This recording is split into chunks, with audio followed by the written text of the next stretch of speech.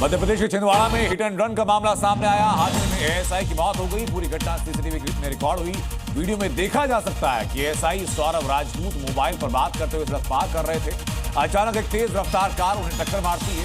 टक्कर इतनी भीषण कि सौरभ हवा में उछलकर डूब गिरे। मौके पर सौरभ की मौत हो गई। पुलिस अब कार चालक की पहचान करने की कोशिश कर रही है। यूपी के शामली में तेज रफ्तार का कहर देखने को मिला। यहाँ एक बेकाबू कार गली में खड़ी कार से टकरा गई। घटना का वीडियो भी सामने आया।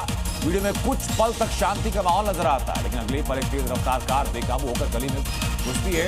टक्कर इतनी जोरदार कि कार ने संतुलन खो दिया और आगे जाकर पलट गई। इसी के बाद बाकी लोग बाहर आए, कार सवार को कार से बाहर निकाला गया।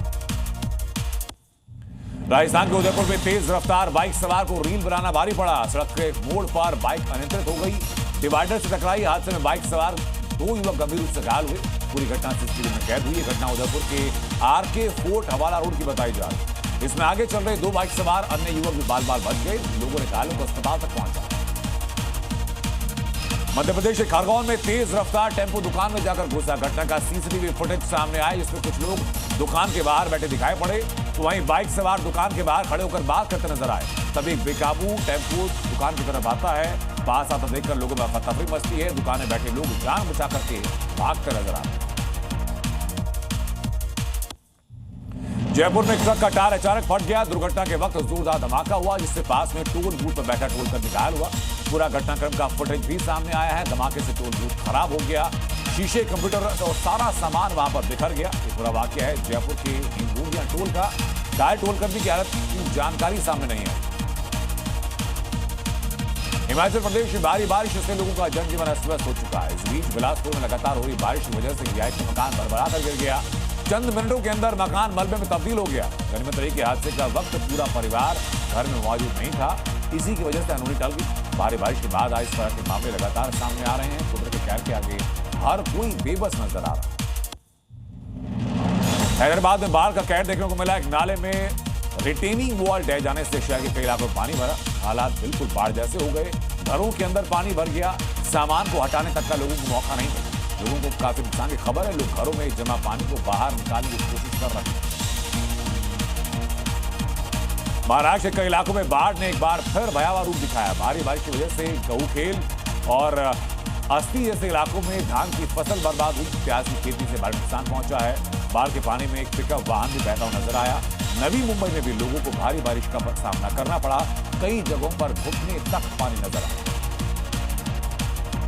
मणिपुर में बाढ़ ने पुल को ही बहा दिया। प्रदेश के ट्यूबल इलाके में मौजूद फूलबा यूनिटी ब्रिज नदी के किनारे पानी की तेज रफ्तार सामने आई। लोहे का बना पुल बाढ़ के दबाव को झेल नहीं पाया और टूटकर बिखर गया। पानी में बह गया। करीब 250 मीटर लंबा पुल तुईवई नदी पर बना था। ये मिजोरम के आइजॉल को मणिपुर से जोड़ता था।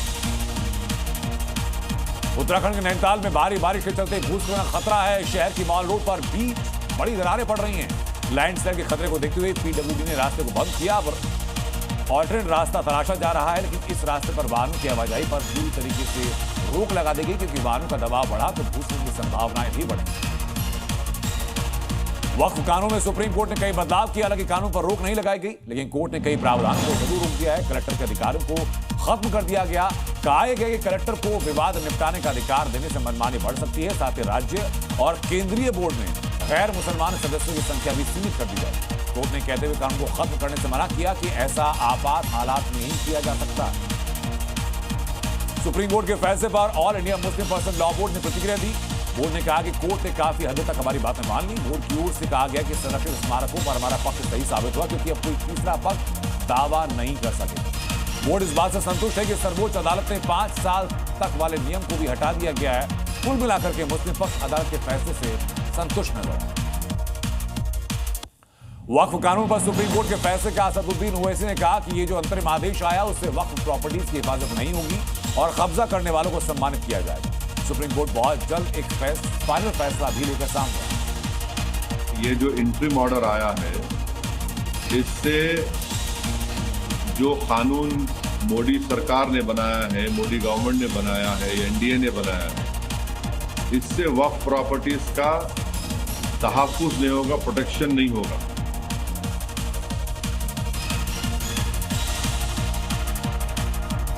वक्फ संशोधन अधिनियम में सुप्रीम कोर्ट के आदेश पर जम्मू कश्मीर के मुख्यमंत्री उमर अब्दुल्ला ने कहा कि जो फैसला आया वो अच्छा है। उमर ने कहा कि वो पहले से कहते आए कि इसमें एक ही मजहब के लोगों को निशाना बनाया जा रहा है। जम्मू कश्मीर के सीएम ने कहा कि अच्छी बात है कि सुप्रीम कोर्ट ने भी इस चीज को समझा। इसमें कई आपत्तिजनक हिस्से हैं, अगर वो भी बहाल किए जाए तो बेहतर होगा। प्रधानमंत्री मोदी आज बिहार के पूर्णिया में थे। वहां 36,000 करोड़ रुपए की परियोजनाओं का शिलान्यास किया, उद्घाटन किया। इस मौके पर पीएम मोदी ने कांग्रेस पर बिहार की तुलना ईडी से करने का आरोप लगाया। पीएम ने कहा कि कांग्रेस और आरजेडी के दौर में बिहार का बुरा हाल था। इस मौके पर सीएम नीतीश कुमार ने कहा कि पीएम मोदी ने जितना काम देश के लिए किया उतना ही बिहार के लिए कर रहे हैं। पीएम ने अपने दौरे में मखाना बोर्ड की स्थापना भी की। आज पश्चिम बंगाल पहुंचे पीएम मोदी ने कहा कि देश की सुरक्षा और आत्मनिर्भर रक्षा तैयारियों को और मजबूत किया जाएगा। कोलकाता में संयुक्त कमांडर्स कॉन्फ्रेंस का उद्घाटन करते हुए उन्होंने कहा कि भविष्य के लिए बदलाव पर जोर दिया। इसके साथ ही पीएम ने मेट्रो और रेलवे इलेक्ट्रिफिकेशन जैसी 5200 करोड़ से ज्यादा की योजनाओं का उद्घाटन शिलान्यास किया। राजधानी दिल्ली में रफ्तार और लापरवाही का चौंकाने वाला मामला सामने आया है। दरअसल दिल्ली कैंट मेट्रो स्टेशन के पास BMW कार चला रही महिला ने वित्त विभाग के डिप्टी सेक्रेटरी नवजोत सिंह को बाइक की जोरदार टक्कर मारी। हसन सिंह की मौत हो गई, जबकि उनकी पत्नी और कार सवार पति घायल हो गए। कार की रफ्तार तेज थी कि टक्कर के बाद BMW पलट गई। जब तक डिप्टी सेक्रेटरी के परिवार ने आरोप लगाया कि हादसे के बाद पास के अस्पतालों को छोड़ करके उनके पिता को 20 किलोमीटर दूर अस्पताल में भर्ती कराया गया, जिसकी वजह से इलाज में देरी हुई और उनकी मौत हो गई। पटना पुलिस ने एक बार फिर छात्रों पर जमकर लाठियां चलाई। दरअसल बिहार विधानसभा चुनाव से पहले दरोगा की भर्ती निकालने का मामला गर्मा गया। बड़ी संख्या में अभ्यर्थी प्रदर्शन के लिए गांधी मैदान में एकत्रित हुए। कैंडिडेट्स सीएम आवास का घेराव करने की जिद पर अड़े थे। काफी देर तक पुलिस और छात्र आपस में बहस करते रहे। मामला बेकाबू होने पर पुलिस ने प्रदर्शनकारी को जता करने के लिए लाठीचार्ज किया। टीएमसी के पूर्व सांसद और एक्ट्रेस मिमी चक्रवर्ती से ईडी ने पूछताछ की। पूछताछ के लिए मिमी चक्रवर्ती दिल्ली के ईडी हेडक्वार्टर पहुंची। ईडी ने मिमी को अवैध सट्टेबाजी ऐप से जुड़े एक मामले में समन भेजा था। एजेंसी ने कल यानी 16 सितंबर को एक्ट्रेस उर्वशी रौतेला को भी पूछताछ के लिए तलब किया। कांग्रेस सांसद राहुल गांधी पंजाब के दौरे पर हैं, जहां उन्होंने गुरदासपुर में बाढ़ प्रभावित इलाकों का जायजा लिया। बाढ़ प्रभावित लोगों से मुलाकात की। इस दौरान उन्होंने ट्रैक्टर पर चढ़कर खेतों में पहुंचे और बाढ़ से तबाह हुई फसलों को देखा। वहीं पंजाब दौरे के दौरान वो अमृतसर भी पहुंचे और एक गुरुद्वारे में मत्था टेका। इस दौरान उनके साथ कई कांग्रेस के नेता मौजूद रहे।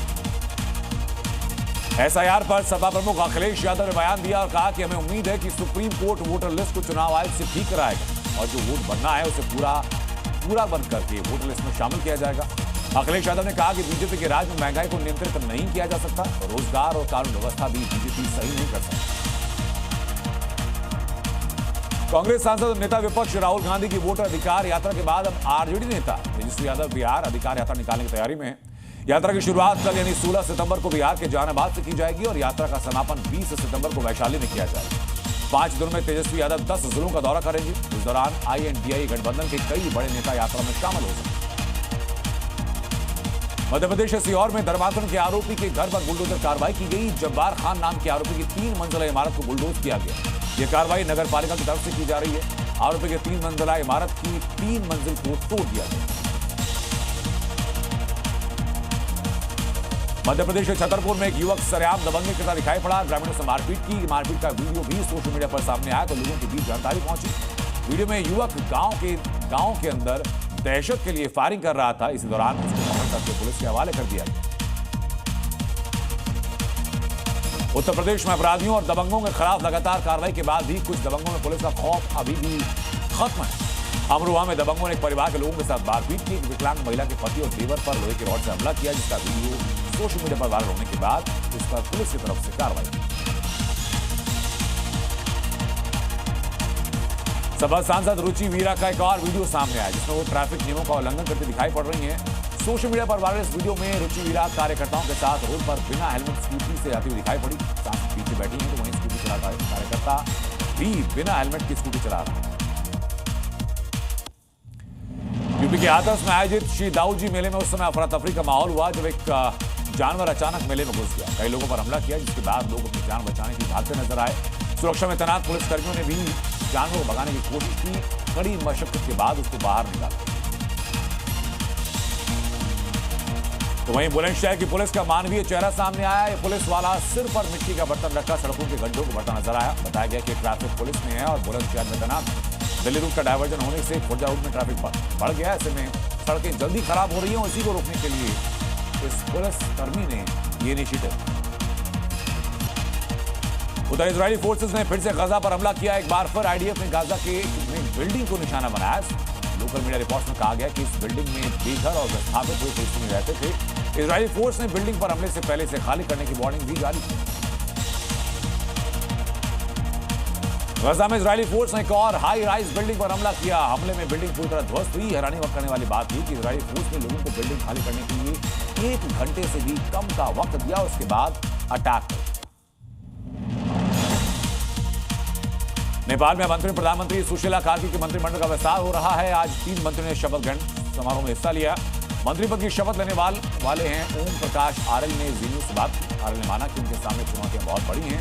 आंदोलनकारियों ने कहा कि हर मारे गए जेन जी के परिवार को 50 लाख रुपए का मुआवजा दिया जाए।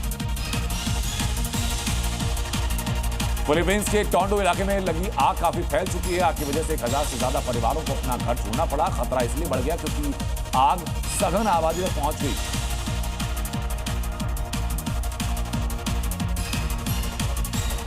अगर आपको लगता है कि सड़कें सिर्फ अपने देश में खराब हैं और दस्ती हैं, तो आपको मैक्सिको सिटी की ये तस्वीरें आज जरूर देखनी चाहिए। मैक्सिको में एक ट्रक 20 सड़क पर गड्ढे में समा गया। गड्ढा लगभग 8 फीट गहरा। ये जो आप तस्वीर देख रहे हैं वो मैक्सिको सिटी के इज़ैक्टलापा की हैं। बताया जा रहा है कि स्थानीय रेस्क्यू एजेंसी को ट्रक को बाहर निकालने में 12 घंटे लगे।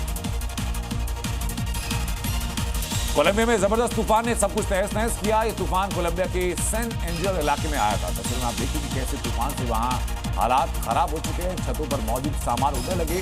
कई जगह अस्थायी छतें भी तूफान में उड़ गई। ऐसे में कि मैदान में काफी सारे बच्चे तूफान के दौरान मस्ती करते दिखाई पड़े।